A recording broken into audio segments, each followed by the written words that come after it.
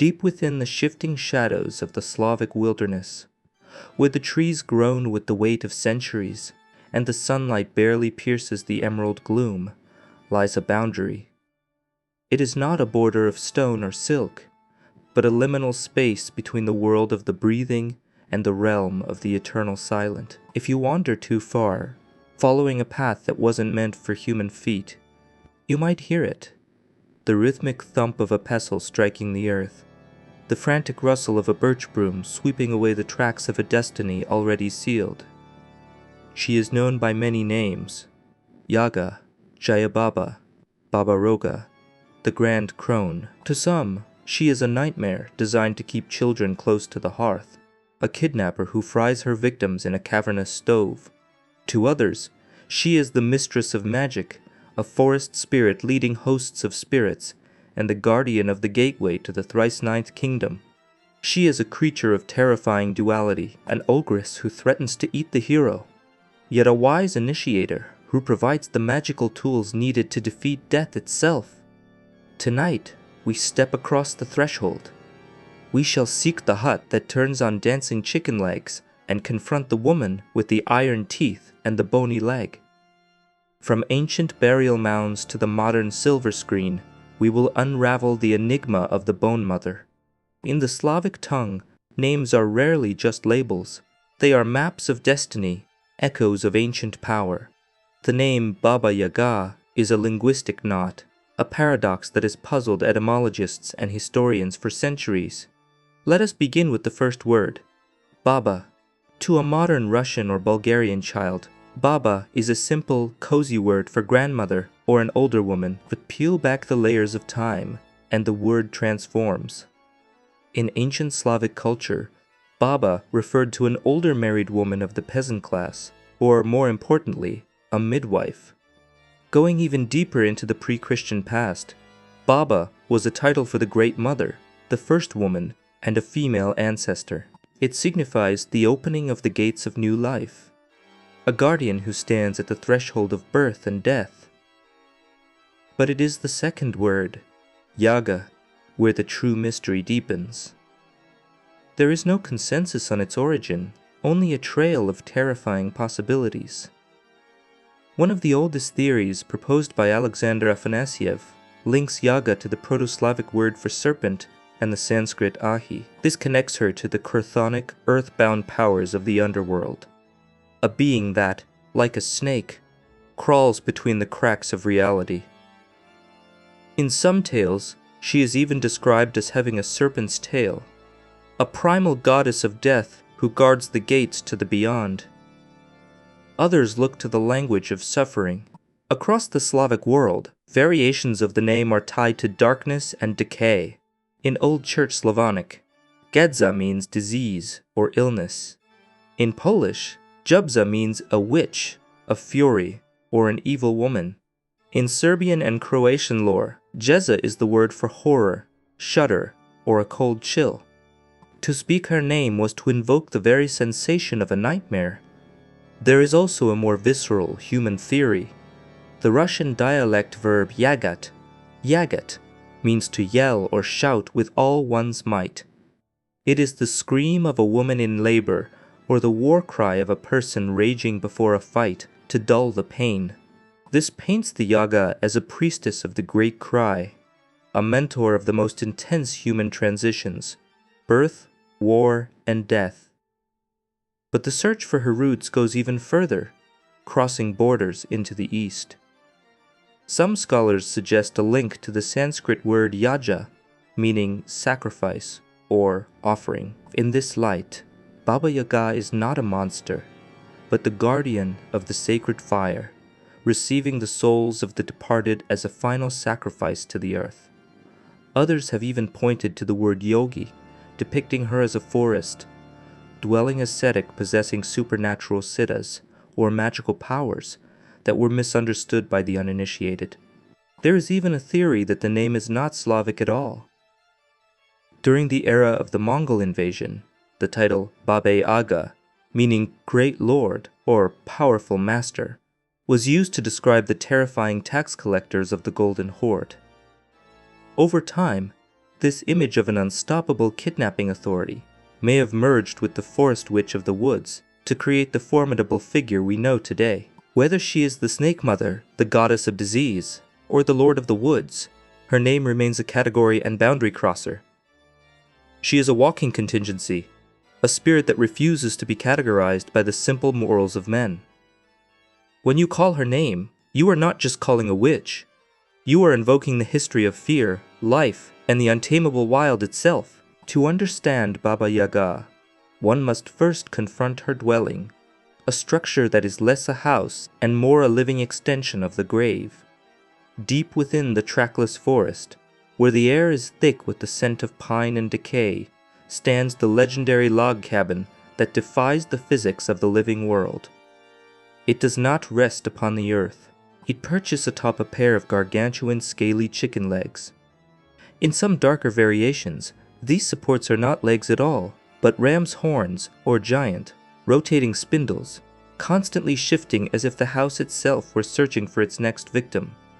This is no ordinary shelter. It is a windowless, doorless block of timber, presenting a blind, impenetrable face to any traveler who stumbles upon it. In the logic of the Slavic underworld, the hut is a frontier post, a sentinel guarding the border between our realm and the thrice-ninth kingdom, the world of the spirits. This is why its back is always turned toward the forest, toward the other side, while its front remains hidden until summoned.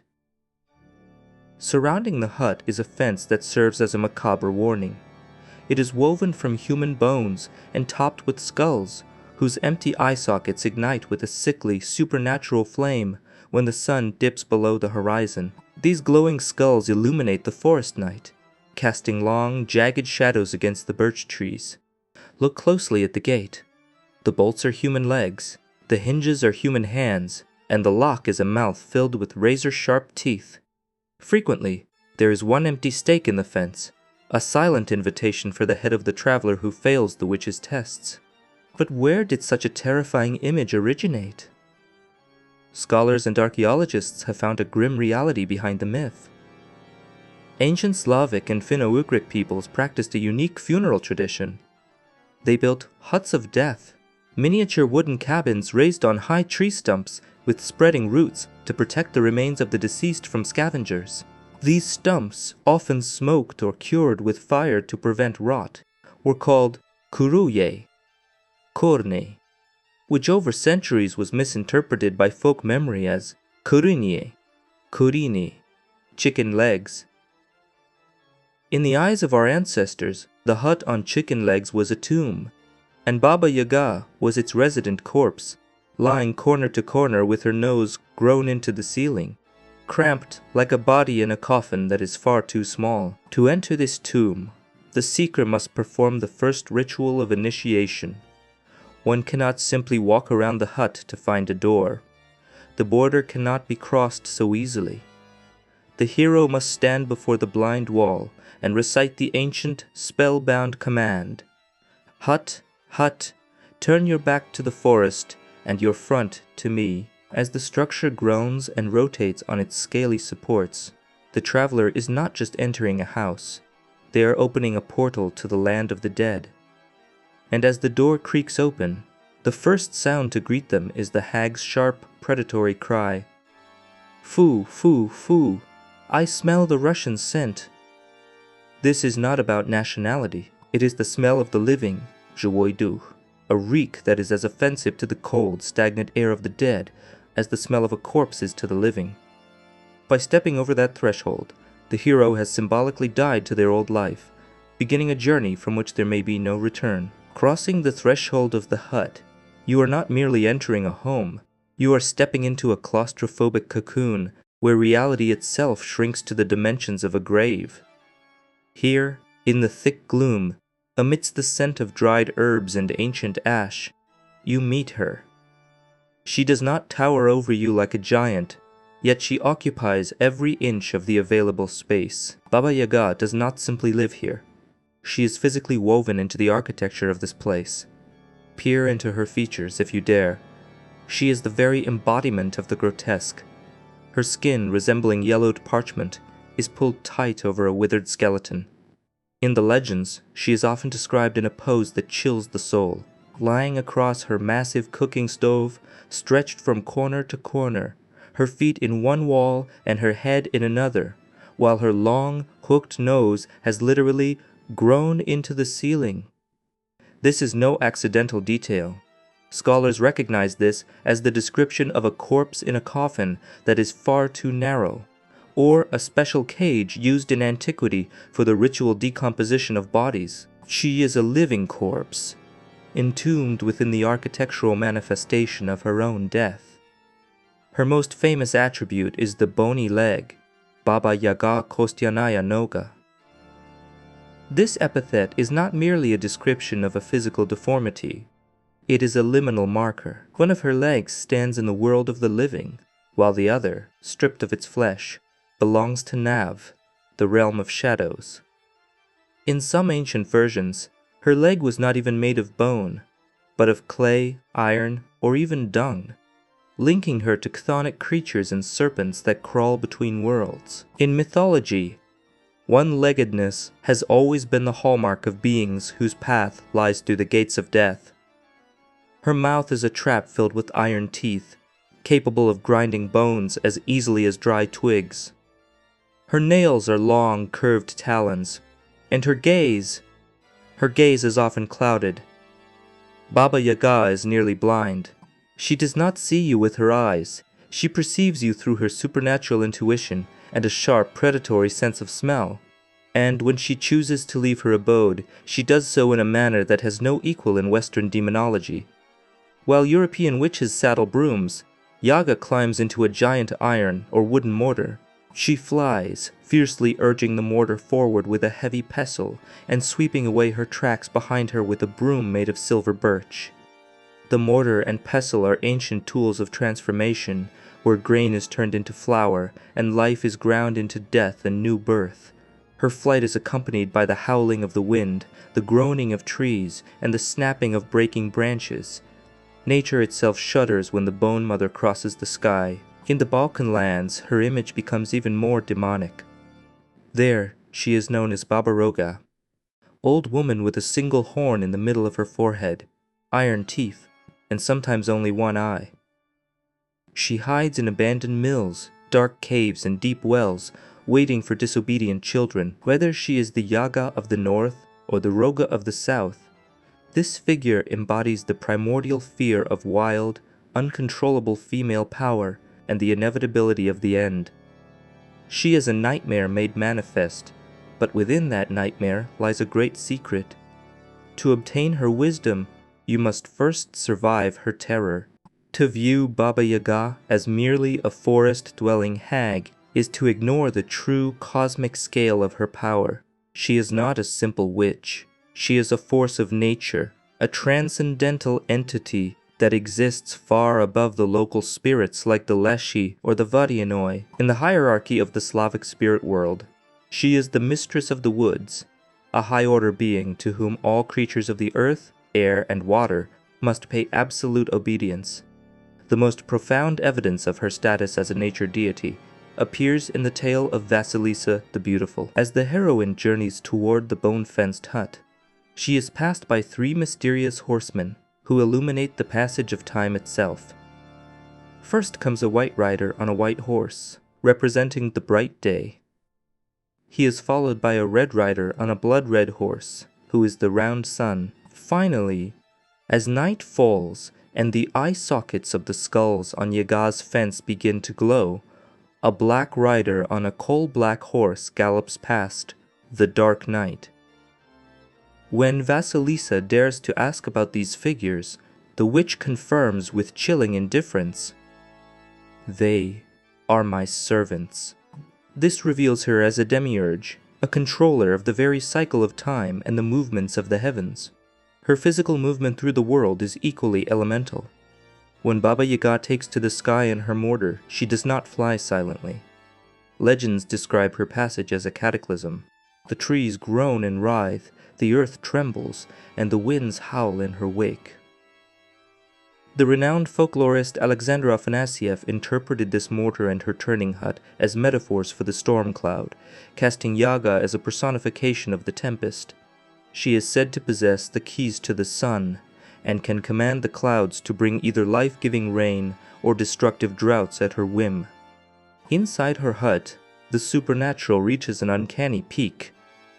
She is served by 3 pairs of disembodied, invisible hands that appear from the shadows to perform domestic chores or grind grain.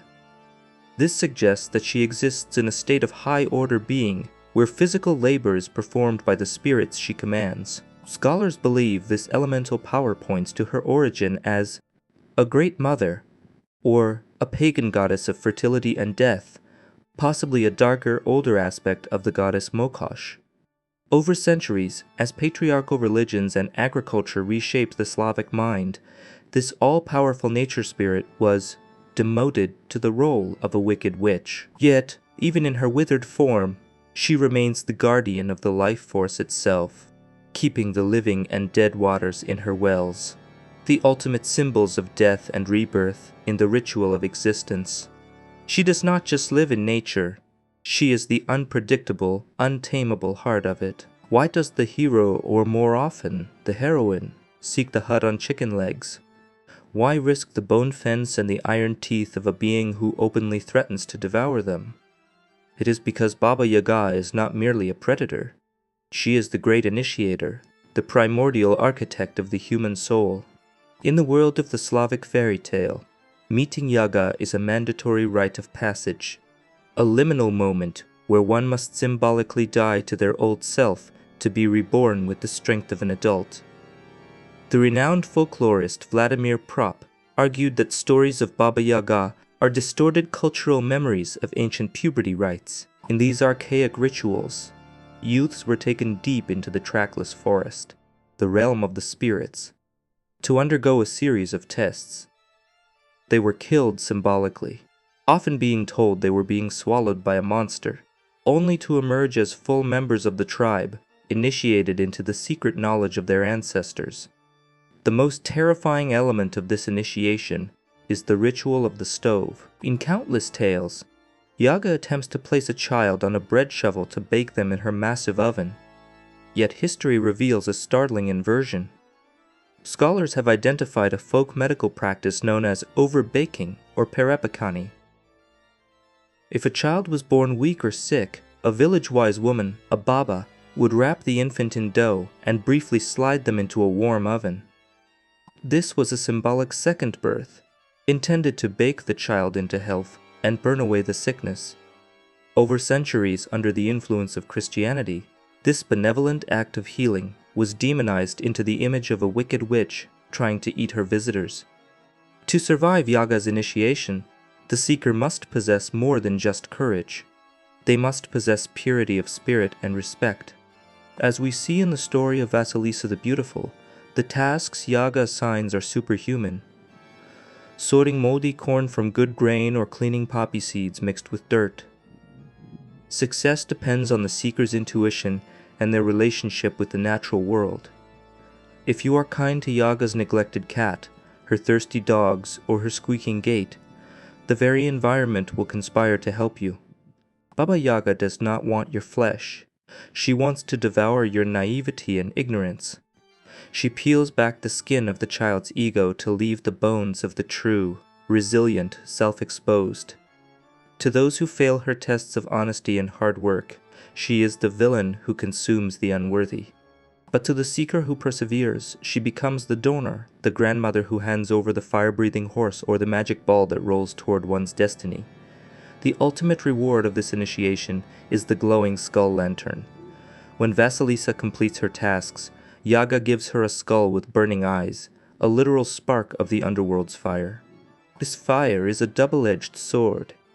It incinerates Vasilisa's cruel step-family, clearing the path for her new life as a powerful, self-actualized woman.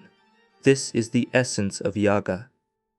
She provides the illumination necessary to navigate the darkness of the world, but only if you are strong enough to carry the light. She is the reminder that transformation is painful, but without the fire of the Bone Mother, we can never truly find our way home. Centuries have passed since the first huts of death were raised on smoked pillars in the ancient Slavic woods. Yet the shadow of Baba Yaga has never truly faded. It has only grown longer. She remains one of the most memorable, enigmatic, and distinctive figures in Eastern European folklore, precisely because she refuses to be confined to a single role. She is a multifaceted anomaly, a category and boundary crosser who reminds us that freedom lies just beyond the border of social norms. Her survival is a testament to the power of the archetype. History tried to erase her original face. As Christianity took root, the once venerated Great Mother, the Bereginia, who protected the hearth and the golden mother of the harvest, was systematically demonized. The wise priestess who conducted sacred initiations and the healer who overbaked sick infants to grant them a second life were recast as a hideous child-eating ogress. But even in this demoted form as a forest witch, she retained her sovereignty. She owes allegiance to no god or devil. She is a parthenogenetic mother who operates by her own inscrutable laws. In the realm of psychology, Yaga persists because she is the shadow of our own collective unconscious. She represents the lifelong suppression of instincts and desires that dwell in the dark. To encounter her in a story is to face the terrible mother and the seeress, a figure who offers no comforting pats on the back, but instead extends a gnarled, clawed hand holding a glowing skull lantern. This eerie light is not for the faint of heart. It is for those with the iron will to drag themselves through the quagmire of suffering to find transformation. She is the life-death rebirth cycle made flesh, killing the parts of the soul that are no longer useful to make way for the new. Her influence has migrated from the flickering firelight of peasant huts into the very bloodstream of modern culture. She inspired the frantic, jagged rhythms of Modest Mussorgsky's pictures at an exhibition and the sweeping symphonic poems of Anatoly Lyadov. On the silver screen, the legendary actor Georgy Milyar gave her a definitive, terrifying physical presence that haunted generations of children. Today, she is everywhere. She is a playable goddess in the video game Smite, a nightmare in Rise of the Tomb Raider, and even a mystery for Scooby-Doo to solve.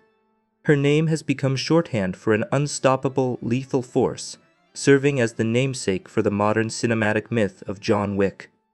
Baba Yaga remains the eternal guardian of the threshold. She is a reminder that we can learn as much from the dark as we do from the light. She represents the unpredictable, untamable nature of the female spirit and Mother Earth herself, a force that can both nourish and devour. So if you ever find yourself lost in the woods of your own life, do not fear the glowing eyes on the fence or the hut that turns on scaly legs. Stand your ground. Remember the ancient words to turn the door. For only by entering her domain of your own free will can you face the shadow, claim your magic, and find the broad road into your best future. The Bone Mother is waiting, and she is always hungry for the truth.